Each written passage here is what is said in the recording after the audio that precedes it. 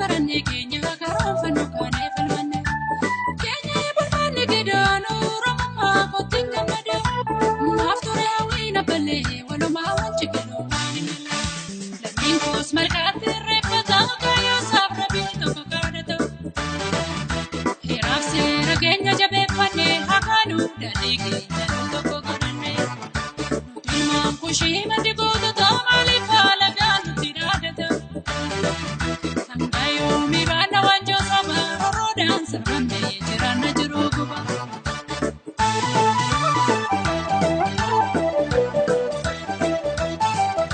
Roroo jecha nyaannos dhabnu gammachuu facaanee dhugaa baddee barbaadachuu. Yoo nuti wal taanee wal kunuunfanne egaaf sadarkaa rooma balaan qabne. Dhiruu wada waan qabne dhiibama jiraata lammiin kiyya bubuufama. Mi'oomi ulfii keenya kan jaalatu nu dhiibee na dhiisuu dide kaanatu. Yaa Rabbi meenuu buusee araara kee morduuchi tee karaa jaabiloota kee.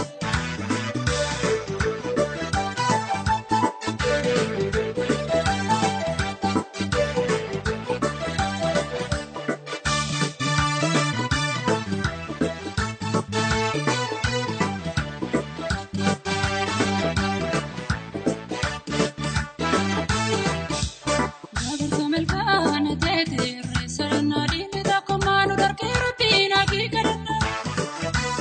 Baay'ina seenyuu nungitu maaf jaalalabbatee kana waan hangaleetu.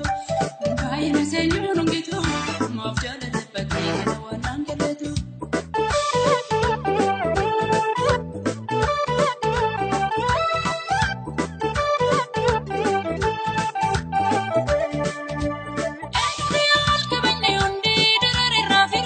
Nuti wal wallaalee malee hin jiraannu barsiisaa jiru qabade.